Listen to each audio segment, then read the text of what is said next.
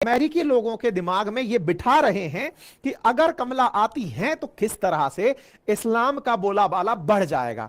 अब हमारे देश में भी अगर आपने पूरी तरह से चुनावों को देखा हो तो एक तरह से बीजेपी को भारत में हिंदू पार्टी माना जाता है, हिंदुओं का पक्ष लेने वाली पार्टी, जो कि पार्टियां कभी नहीं बोलेंगी। ये ध्यान रखना, हमारे संविधान के अनुसार हमारा देश सेक्युलर है और सेक्युलर में कोई पार्टी किसी धर्म विशेष की पार्टी नहीं है। भले ही धर्म के नाम पर पार्टियां हमारे यहां मुस्लिम लीग जैसी हों, लेकिन उसके बावजूद भी धर्म के नाम पर राजनीति कोई नहीं करेगा। लेकिन फिर भी सब लोग अपने अपने हिसाब से कर ही लेते हैं। राम मंदिर हमारे यहां इलेक्शंस में बड़े मुद्दों में से एक रहता है। ऐसे में जब बीजेपी का हिंदू पक्ष दिखाई देता है तो अपोजिशन की तरफ से कांग्रेस मुस्लिम वोट बैंक का एक साथ लीडर बनकर निकलती है। वहीं समाजवादी पार्टी हो, बहुजन समाजवादी पार्टी हो, जेडीयू हो, आरजेडी हो, ये सब लोग कहीं ना कहीं इन पैचेज को पकड़ने का प्रयास करते हैं जो हिंदुओं से अलग हैं। यानी एक प्रकार से दूसरे धर्म के लोगों को एक साथ लेकर चलना। दूसरे धर्म के लोग हमारे देश में कब सुरक्षित होंगे? हमारे देश में तब सुरक्षित होंगे जब हमारे देश में रिलीजियस फ्रीडम बहुत अच्छे से रहेगी। रिलीजियस फ्रीडम रहने का अर्थ क्या है? इसका मतलब यह है कि हमारा संविधान पूरी तरह से उस मूल अधिकार की पालना में रहे जो रिलीजन के अंदर स्वतंत्रता देता हो।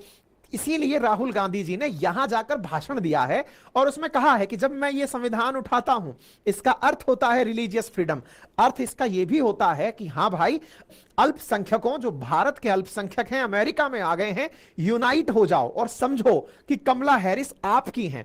मतलब वहां पर यह स्पष्ट रूप से अमेरिका में समझा जा रहा है कि एक तरह से भारत की जो कांग्रेस पार्टी है वो अमेरिका में कमला हैरिस को सपोर्ट कर रही है और बीजेपी ट्रंप को सपोर्ट करती है। बीजेपी का ट्रंप को सपोर्ट करना, आपको याद होगा कि मोदी जी ट्रंप के गले में हाथ डालकर हाउडी मोदी खेले थे, याद है पिछले वाले इलेक्शंस में। और बड़ा सवाल यह है, पिछले वाले में खेले थे तो इस बार का क्या ख्याल है? सूत्रों की माने तो मोदी जी जाने वाले हैं चुनावों से पहले, और मोदी जी जब जाएंगे तो फिर ट्रंप का नाम फिर से निकल कर आएगा। खैर, फिलहाल के लिए अमेरिकी चुनावों में जहां एक और हिंदू मुस्लिम हो रखा है, ऐसे ही हिंदू मुस्लिम में ट्रंप के खिलाफ कमला हैरिस वही बयान दे चुकी हैं जो कि भारत में मोदी जी के खिलाफ यूज हुआ है। क्या? ट्रंप के बारे में इनका कहना है कि अमेरिका में डेमोक्रेसी के अंदर तानाशाही आ जाएगी। मतलब यह मानकर चलिए कि आप लोगों का सोशल मीडिया इतना हावी है, 140 करोड़ लोगों का, कि अमेरिका तक लोगों तक यह पहुंचा हुआ है कि भाई तानाशाही नाम का मुद्दा अगर छेड़ दिया जाए तो इसमें इतना मसाला है कि दुनिया डर के मारे एक हो जाएगी कि भाई तानाशाही नहीं चाहिए, क्योंकि इंडिया में तानाशाही आ जाएगी तो ट्रंप भी तानाशाह हो जाएगा। और ट्रंप की तानाशाही को लेकर कमला हैरिस जो है, उन्होंने बढ़िया माहौल बनाया हुआ है। ये जो सुर्खियां आप देख रहे हैं, Trump want to turn US democracy in dictatorship, भाई मजा ही आ रहा है। राहुल गांधी जी यहां पहुंचते हैं, यहां जाकर के मोहब्बत की दुकान लगाते हैं। यूएस के अंदर कहते हैं कि love, respect and humility missing है इंडिया की पॉलिटिक्स में, और मैं उसी की बात करता हूं। भारत जोड़ो यात्रा मैंने की थी और ऐसे में मेरे ऊपर खूब सारे, इन्होंने बढ़िया सारे बयान यहां पर दिए। राहुल गांधी जी की यात्रा तो इस समय चल रही है। मोदी जी की यात्रा के बारे में अपडेट 3 सितंबर का है कि प्रधानमंत्री नरेंद्र मोदी यूएस विजिट में focus on smaller event in New York. मतलब भाई साहब डलास में गए हुए हैं, टेक्सास में गए हुए हैं राहुल गांधी जी, और मोदी जी जो हैं वो न्यूयॉर्क जाएंगे। यानी इंडियन नेता अब वहां जा करके राजनीति को प्रभावित करेंगे। और मोदी जी लास्ट टाइम जब गए थे, ट्रंप के साथ हाउडी मोदी किए थे, भारतीय डायस्पोरा को मिलाकर अपने साथ लाने का प्रयास किया था कि ट्रंप अपने लिए हैं। ऐसे में राहुल गांधी जी वहां गए हैं तो किस डायस्पोरा के लिए गए हैं, आइए इसको और डिटेल में समझने का प्रयास करते हैं। फिलहाल के लिए ट्रंप और कमला हैरिस की फाइट कैसे चल रही है, एक बार का अपडेट जान लो। देखो, कल यानी मंगलवार के दिन इनकी दूसरी प्रेसिडेंशियल डिबेट है। पहली वाली जो प्रेसिडेंशियल डिबेट हुई, इनके यहां पर क्या होता है कि राष्ट्रपति का जो उम्मीदवार होता है ना, वो टीवी चैनल पर आकर के डिबेट करते हैं। दोनों उम्मीदवारों की डिबेट को जनता सुनती है और सुनने के बाद फैसला करती है कि भाई इसको तो अपन राष्ट्रपति बनाएंगे और इसको राष्ट्रपति नहीं बनाएंगे। ऐसे में ट्रंप वर्सेस बाइडेन की जब बहस हुई थी, दुनिया ने बाइडेन को नकार दिया था, यह कहते हुए कि बाइडेन भाई अब आप बूढ़े हो चुके हो, आपसे नहीं हो पा रहा है, आप पीछे हट जाओ। और देखो बाइडेन का सेक्रीफाइस देखो, भाई पीछे हट गए और वाइस प्रेसिडेंट जो कमला हैरिस थी उनको अपना प्रेसिडेंट कैंडिडेट बनाकर आगे कर दिया कि भाई हम लोग इनके साथ हैं। यानी डेमोक्रेटिक पार्टी की तरफ से आ गई हैं कमला हैरिस और रिपब्लिक पार्टी की तरफ से आ चुके हैं डोनाल्ड ट्रंप। अब इन दोनों की पहली प्रेसिडेंशियल डिबेट और अमेरिका की दूसरी प्रेसिडेंशियल डिबेट कल यानी मंगलवार के दिन होने वाली है, और ऐसे में पूरी तरह तैयारी कर रही हैं कमला हैरिस। 7 दिन से होटल में पता है कि प्रैक्टिस चल रही है, बंद है कमरे में, और बढ़िया प्रैक्टिस कर रही है ट्रंप को घेरने की। हालांकि ट्रंप भी टीवी एंकर रहे हुए हैं, बढ़िया डिबेट काफी सारी लीड किए हुए हैं, तो कल देखने वाला होगा नजारा। और दुनिया इनकी ऐसी है कि दोनों की डिबेट सुनने के बाद फैसला करती है कि कौन बढ़िया डिबेटर है, उसी को अमेरिका का राष्ट्रपति बनाएंगे। आज के ताजा सर्वे जो 3 से लेकर 6 तारीख के बीच में अमेरिका में निकाले गए, उसमें डोनाल्ड ट्रंप कमला हैरिस से मात्र 1 नंबर आगे चल रहे हैं। मतलब डोनाल्ड ट्रंप 1% से कमला हैरिस से आगे निकल रहे हैं। 3 से लेकर 6 तारीख के बीच का अब तक का नजारा यह है। आप पूछेंगे इनके यहां पर यह फैसला कैसे होता है। हमारे देश में जैसे ओपिनियन पोल निकाले जाते हैं ना, प्री एग्जिट पोल निकाले जाते हैं, उसके बारे में सब चीजें चलती रहती हैं। अमेरिका में यह काम बहुत फेयर तरीके से होता है। न्यूज चैनल्स प्रॉपर तरीके से लोगों के साथ उनके इनपुट लेते रहते हैं, पूछते रहते हैं, बताओ भाई अब तक के कारनामों से आपको क्या लगता है, ट्रंप आगे चलने चाहिए कि हैरिस। तो उनकी प्रॉपर न्यूज चैनल वाले वोटिंग कराते रहते हैं, और न्यूज चैनल पर ही कल डिबेट भी होगी, और उसको पूरा देश अमेरिका देखेगा, डिसाइड करेगा कि कमला हैरिस आगे निकलेंगी या ट्रंप। इनके यहां पे बहुत मायने रखता है ये चीज, ठीक है। तो कल की बहस होगी, और कल की बहस अगर होती है तो उसमें देखने दिखाने लायक नजारे होंगे। इसी बीच में साहब राहुल गांधी जी पहुंच चुके हैं। राहुल गांधी जी के साथ में आपको सैम पित्रोदा जी दिखाई दे रहे हैं।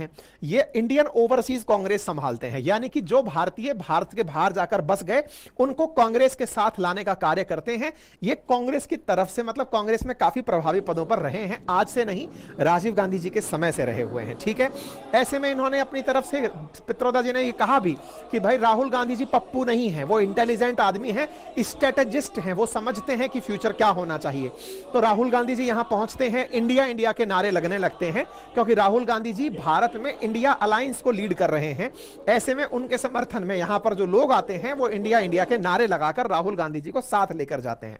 भव्य स्वागत होता है टेक्सास के अंदर, राहुल गांधी जी को यहां पर इंडियन डायस्पोरा लेकर जाता है, और सैम पित्रोदा जी इन्हें मंच पर आए बिठा करके बातचीत करवाने के लिए, जस्ट लाइक जैसे पहले मोदी जी को आपने जाते हुए सुना था कि मोदी जी जा रहे हैं, भारतीय डायस्पोरा से बात कर रहे हैं, भारत वालों के बीच में मोदी मोदी के नारे लग रहे हैं, भारत माता की जय के नारे लग रहे हैं, वैसा की वैसा माहौल यहां पर था। बस इस बार यहां इंडिया इंडिया की चीयर हो रही थी। सैम पित्रोदा जी यहां पर बैठे हुए थे, और यहां पर भी बीजेपी की तरफ से बढ़िया कटाक्ष आया हुआ है। और कटाक्ष यह है कि देखा, यहां जब मोदी जी जाते हैं तो भारत माता की जय बोलती है, यानी कि माता की जय बोलती है, और ये जब गए हैं तो इंडिया इंडिया की चीयर हो रही है। यह दर्शाता है कि किस तरह से ये रिलीजियस फ्रीडम के कुछ ज्यादा ही पैरोकार हैं। ऐसे में इन्होंने अपने साथ साथ यहां पर यूनिवर्सिटी में भी भाषण दिया। इन्होंने यहां पर प्रॉपर तरीके से कार्यक्रम में पहुंच करके यूनिवर्सिटी ऑफ टेक्सास में भारतीय छात्रों के बीच पहुंच करके बताया कि चाइना कैसे अमेरिका से आगे निकल रहा है, और धीरे धीरे भारत कैसे आगे निकल सकता है। इन्होंने वही बात जो भारत में आजकल मोदी जी करते हैं, मेक इन इंडिया, उसका नया वर्जन बताया। उन्होंने कहा कि देखिए, भारत में तो अडानी अंबानी कर रहे हैं सारा काम, ऐसे में अगर मेक इन इंडिया हर आदमी करे तो हम चाइना से आगे निकल सकते हैं। इस प्रकार से यहां पर इंडियन डायस्पोरा बैठा हुआ था। अगर आप इस डायस्पोरा को थोड़ा सा भी विजुअलाइज करने का प्रयास करेंगे तो इसका सिंबॉलिक प्रेजेंस बहुत ज्यादा है। कल्चरल डाइवर्सिटी और रिलीजियस डाइवर्सिटी तस्वीरों के माध्यम से समझ में आती है। इस डाइवर्सिटी को पिक्चर के रूप में रिलीज करने का भी औचित्य यही है, ताकि यह समझा जा सके कि राहुल गांधी जी क्या कह रहे हैं, किस डाइवर्सिटी से और किस डायस्पोरा से कह रहे हैं कि आप सब मिल जाएं तो भारत है। भारत का संविधान मतलब कल्चरल रिलीजियस डाइवर्सिटी को रखने वाला संविधान। हमारे यहां पर इतनी डाइवर्सिटी है। बोले राहुल गांधी जी ने कहा कि मोदी जी का जो भारत है उसमें तो किसी एक ही चीज को महत्व दिया जा रहा है, वो है आरएसएस की विचारधारा, लेकिन हम डाइवर्सिटी को विश्वास करते हैं। और इन्होंने अपनी तरफ से कहा कि कांग्रेस पार्टी तो इंडिया में बिलीव करती है, जो मल्टीप्लिसिटी में, विविधता के अंदर विश्वास रखती है। उसके विपरीत आरएसएस, राष्ट्रीय स्वयंसेवक संघ, इंडिया की एक सिंगल आइडिया पर विश्वास करता है, और वो इंपॉर्टेंस देता ही नहीं है इस बात को कि कॉन्स्टिट्यूशन की कोई बात है। यानी कि आपको याद होगा कि आरएसएस के मुद्दों के अंदर सामान्यतया हिंदू राष्ट्र की बात होती है। तो बोले वहां इस बात को यह नहीं बोला जा सकता कि देखो सारे की सारे जो भी अल्पसंख्यक हैं वो एक हो जाओ, हमें कमला हैरिस को वोट देना है। अब इतने पढ़े लिखे लोग, इंडिया से अमेरिका कौन गया? इंडिया से अमेरिका वो गया। देखिए, इंडिया से अक्सर जो लोग बाहर गए उनमें सामान्य सामान्यतया वही लोग हैं जो नौकरी करने गए या पढ़ने गए। नौकरी करने गए तो जो यहां से ब्रेन ड्रेन हुआ, यानी ज्यादा पढ़े लिखे अच्छे आईआईटी से कॉलेजेस से पढ़े हुए लोग थे, वो अमेरिका नौकरी करने गए। यानी कि भारत से बाहर जाता व्यक्ति जॉब करने ही है, चाहे गल्फ में जाकर के काम कर रहा हो या अमेरिका में जाकर काम कर रहा हो। हम लोग बनाते सर्विस क्लास ही लोग हैं। हमारे तरफ से यहां पर लोग गए हैं, पढ़े लिखे लोग अमेरिका चले गए, और बाकी जिनकी थोड़ी पढ़ाई वढ़ाई कम रह गई, अभी वो गल्फ कंट्रीज में जाकर कंस्ट्रक्शन का, बिजनेस का, सर्विस सेक्टर का काफी काम संभाल रहे हैं, और कई सारे लोग धंधा भी बढ़िया कर रहे हैं। ऐसे में भारत के जो लोग यहां गए हुए हैं, उनको ये मैसेज देने का राहुल गांधी जी ने यहां पर अपनी तरफ से प्रयास किया। इस बात में आप में से कुछ लोग कहेंगे कि सर आप कुछ ज्यादा गहराई तक नहीं जाकर समझ रहे हैं इस बात को। मैं आपको समझा रहा हूं कि मैं तो फिर भी बहुत सुपरफिशियल चल रहा हूं। अमेरिका में तो एकदम खुलेआम चल रहा है, खुलेआम चल रहा है। डोनाल्ड ट्रंप अपने स्टेटस पर साफ लिख रहे हैं कि देखो ये जो कैप वाले लोग हैं ना, ये झंडा जलाएंगे तुम्हारा। ये लोग अगर आ गए तो देख लो तुम्हारे यहां पर महिलाएं सुरक्षित नहीं रहेंगी। ऐसे में भारत की तरफ से लोग वहां जा रहे हैं, भारतीय नेता वहां जाकर इंडियन डायस्पोरा को रिचार्ज कर रहे हैं। तो ऐसे समय पर यह रिलेवेंट है कि कमला हैरिस यहां पर अपनी तरफ से जिस तरह की बातें कर रही हैं, वो बातें बहुत हद तक जो कांग्रेस करती है उस तरह की बातों से रिजेंबल करती है। तो इस तरह से दोनों पार्टियां एक तरह से अपना अपना पक्ष ले चुकी हैं। खुलेआम कोई कुछ नहीं बोलता। क्यों नहीं बोलता? गलती से मान लो कि ट्रंप जीत गए तो, और ट्रंप जीत गए तो फिर इनका क्या होगा, और उल्टा समझ लो कमला हैरिस जीत गई तो मोदी जी का क्या होगा। इसलिए सब लोग ना थोड़ा सा बच के चलते हैं। स्पष्ट कोई कुछ नहीं कहता, लेकिन हां, भारत का इंटरफेरेंस अब अमेरिका की राजनीति में भी हो रहा है। अमेरिका के अंदर राहुल गांधी जी ने कास्ट सेंसस के ऊपर इवन ये तक कहा कि मोदी जी डर गए हैं हमसे। जैसे ही चुनाव निकलकर आया, रिजल्ट आया, तो बीजेपी का और मोदी जी का डर खत्म हो गया। लोगों में अचानक डर खत्म हो गया, ऐसा प्रतीत हुआ। क्यों? क्योंकि राहुल गांधी जी ने कहा कि हम लोगों ने लोगों के अंदर फियर खत्म कर दिया है, और फियर खत्म कर दिया है। और यहां पर इन्होंने एक बात कही कि देखिए, that anybody who is attacking the constitution of India also attacking our religious freedom। मतलब इनके कहने में एक सिंपल सा जो तर्क निकल कर आ रहा है, वो रिलीजियस ट्रेडिशंस को भी अटैक करने की बात है। तो बोले साहब, कॉन्स्टिट्यूशन पर हमला मतलब रिलीजियस ट्रेडिशन पे हमला करना है। इन्होंने कहा भारत के अंदर जो भारतीय धर्म है उनमें अभय मुद्रा दिखाई गई है। मैंने अभय मुद्रा के बारे में कहा डरो मत। मैंने लोकसभा के अंदर इस बारे में कहा कि डरो मत। मैंने सबको समझाया कि डरना नहीं है, और हमारे इस प्रयास से सब लोगों ने बीजेपी का जो डर था वो खत्म कर दिया। लोगों के अंदर जो डर था वो खत्म हो गया है। तो अच्छी बात है। फिलहाल के लिए इनकी नजर में मोदी जी इस बार डरावने नहीं हैं, मतलब तानाशाह नहीं हैं। चुनाव से पहले थे, अब फिलहाल के लिए नहीं है, क्योंकि तानाशाह कमजोर हो चुका है। ऐसा अपने इनकी विचारधारा के अंदर कुल मिलाकर निकल रहा था। एनीवे, इन्होंने संविधान की बात की। इन्होंने कहा कि मैं जब इस तरह की बातें करता हूं तो इस बातों का अर्थ क्या है वो इन्होंने यहां पर समझा दिया। अब आपके दिमाग में आएगा, यार इंडिया वाले ऐसा भी वहां क्या कर रहे हैं जिनको लुभाने के लिए भारत के राजनेताओं को जाना पड़ रहा है। तो जान लेते हैं। देखो, अगर इंडिया की बात की जाए तो इंडिया की पॉपुलेशन में भले ही हम 1.5% रखते हो इंडियंस, लेकिन हमारे वहां पर 4.4% जो बहुत बढ़िया नौकरी हैं, पब्लिक सर्विसेज टाइप की जो पोजीशंस हैं, उन पे इंडियंस का कब्जा है। नंबर एक, इंडियन डायस्पोरा वहां कितना इंपॉर्टेंट है उससे अंदाजा लगा लो कि हम लोग हर साल $300 बिलियन का केवल टैक्स देते हैं। यानी कि जो भारतीय वहां रह रहे हैं वो अमेरिकी सरकार को नौकरी करके $300 बिलियन टैक्स कमा के देते हैं। 500 बड़ी जो टॉप फॉर्च्यून 500 कंपनी है, उनमें 16 कंपनियों के सीईओ भारतीय मूल के हैं। यानी कि इंटेलिजेंट वर्कर्स जो मैंने बताया था आपको माइग्रेट करते हैं, वो जाकर बेचारे इतना अच्छा काम किए कि उन्हें अमेरिकियों ने अपने यहां का सीईओ रख लिया। इंटेलिजेंट लोग हैं, बढ़िया वर्कर बनकर वहां गए, इंडियन ऑरिजिन के वहां पर सीईओ बने। और आजकल जो यहां यूनिकॉर्न बन रहे हैं, यानी $1 बिलियन से ऊपर के जो स्टार्टअप हैं, उनमें 648 में से 72 यूनिकॉर्न अमेरिका में ऐसे हैं जो कि भारतीय मूल के अमेरिकी, जो कि भारतीय मूल के थे, जो वहां पर गए, उन्होंने बनाए हैं। और उन्होंने में से 55,000 ऐसे हैं जो कि 55,000 लोगों को ये लोग यहां पर नौकरी देकर चल रहे हैं। इतना ही नहीं, भारत के लोग वहां जाकर जो पढ़ रहे हैं, इंटरनेशनल स्टूडेंट जो अमेरिका में पढ़ने जा रहे हैं, उनमें से 25% केवल भारत के हैं।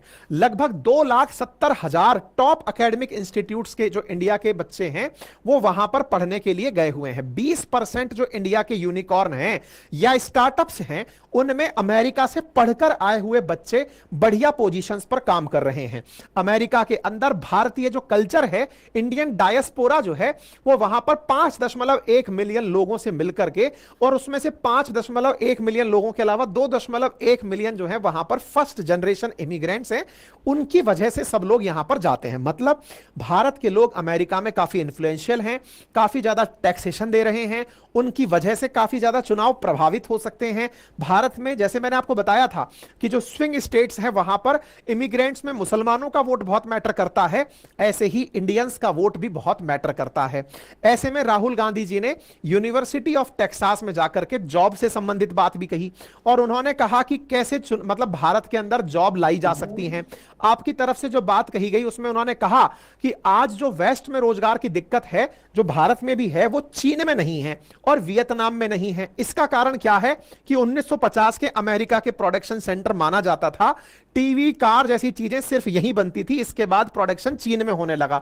यह बात मैंने भी अपने एक पॉडकास्ट में कही है, संभवतः आप लोगों ने देखा हो, दोस्तकास्ट करके चैनल है, उस पर डला हुआ है कि कैसे भारत, हालांकि मैंने पहले कह दिया था, राहुल गांधी जी अब जाकर के अमेरिका के अंदर ये बात बोले हैं, मैं खैर क्रेडिट नहीं लूंगा। ऐसे में भारत में रोजगार की समस्या है, ऐसा इसलिए क्योंकि हमने प्रोडक्शन पर ध्यान नहीं दिया। सब कुछ भारत में आज मेड इन चाइना आ रहा है, हमने भी इस बात पर ध्यान दिया है, लेकिन आज भारत मेक इन इंडिया कर रहा है। राहुल गांधी जी का लेकिन कहना इस बारे में यह है कि यहां पर किन्हीं लोग जो हैं, कुछ ही लोगों के पास ऐसे कि सारे पोर्ट्स और डिफेंस सेक्टर हैं। अगर ये सब लोगों के पास हो तो भारत भी एक दिन चाइना और वियतनाम की तरह रोजगार दे पाएगा। आपने यह भी कहा कि एआई और रोजगार को लेकर के इन्होंने कहा कि टेक्नोलॉजी आती है तो वो रोजगार को ट्रांसफर करती है, किसी का रोजगार नहीं लेता है। तो इन्होंने यूनिवर्सिटी में भी अपनी तरफ से काफी सारी बातें कही। हालांकि राहुल गांधी जी जब जब विदेश गए हैं, भारत में चर्चा का विषय बने हैं। इसी बीच में एक कांग्रेस के सीनियर लीडर और कर्नाटका से deputy CM DK Shivakumar भी अमेरिका की यात्रा पर हैं। सोशल मीडिया पर तो यह भी जानकारी उड़ने लगी कि आप वहां जाकर के कमला हैरिस और ओबामा से मिलने वाले हैं। हालांकि इन्होंने साफ मना किया कि नहीं भाई, मेरी प्रॉपर पर्सनल विजिट है, इसलिए मैं अमेरिका गया हुआ हूं। ऐसे में कांग्रेस लीडर सैम पित्रोदा जी, राहुल गांधी जी, डीके शिव कुमार, ये सब अगर अमेरिका में हैं तो आपको संभवतया यह समझ में आए कि किस तरह से भारतीय मूल के लोग अमेरिका में हैं और उनका चुनाव में क्या महत्व है, यह समझ में आता है। ऐसे में अगर आपको यह पता हो कि मोदी जी भी कुछ दिनों के बाद अमेरिका जाने वाले हैं और न्यूयॉर्क में छोटी छोटी यूनिट्स में बात करने वाले हैं, और अमेरिका में गुजराती भी काफी इन्फ्लुएंशियल हैं और मोदी जी के एक छत्र मतलब आदेश की पालना में है कि बताइए मोदी जी क्या करना है। ऐसे में भारतीयों का चुनाव में बड़ा रोल रहता है। जैसे अभी की न्यूज देखें आप, तो न्यूज ये है कि जो हिंदू ग्रुप हैं उन्होंने डोनाल्ड ट्रंप को एंडोर्स कर दिया है कमला हैरिस की तुलना में कि हम यूएस प्रेसिडेंशियल इलेक्शन में डोनाल्ड ट्रंप को वोट देंगे। तो इधर देखिए, हिंदूज और America first, Hindus for America first नाम का एक ऑर्गेनाइजेशन है। उस ऑर्गेनाइजेशन ने अपनी तरफ से अनाउंस कर दिया है कि हम डोनाल्ड ट्रंप के साथ हैं और हम कमला हैरिस को वोट नहीं देंगे। यानी एक प्रकार से यहां पर भी हिंदू मुस्लिम हो चुका है, तानाशाही यहां पहुंच चुकी है, संविधान बचाओ यहां पहुंच चुका है, और तो और हमारे नेता पहुंच चुके हैं, प्रधानमंत्री भी वहां पहुंचने वाले हैं। यानी कि अमेरिका जो है वो भारतीयों से पूरी तरह से अब मतलब रस बस गया है। ऐसे में कमला हैरिस जो है वो अपने दादा दादियों की फोटो डाल करके इंडिया को याद कर रही हैं कि देखो मेरे जो ग्रैंड पेरेंट्स थे वो इंडिया के थे और हम लोग जाया करते थे। उन्होंने एक तस्वीर साझा करके वो भी दिखाया है। खैर, ऐसे में कुल मिलाकर के लोगों का कहना है कि अगर ट्रंप चुनाव जीतते हैं तो ऐसी एक नोमुरा ग्लोबल रिसर्च है, उसने आज से 2 दिन पहले कहा कि अगर ट्रंप चुनाव जीतते हैं तो उससे भारत को फायदा होगा। क्यों? तार जोड़ना, मोदी जी हिंदू राष्ट्र वाले आदमी, वो हिंदुओं ने क्या कह रखा है, ट्रंप को समर्थन करना है। ऐसे में ट्रंप और मोदी जी जो है ना वो दोस्त वाली फीलिंग होगी, इसलिए ये भारत के हित में फैसले लेंगे। देखिए, हालांकि ये सब बातें अपन जैसे लोग एकदम सीधा से सीधा निकाल कर लेने का प्रयास करते हैं, डिप्लोमेसी इतनी भी आसान भाषा में नहीं होती है।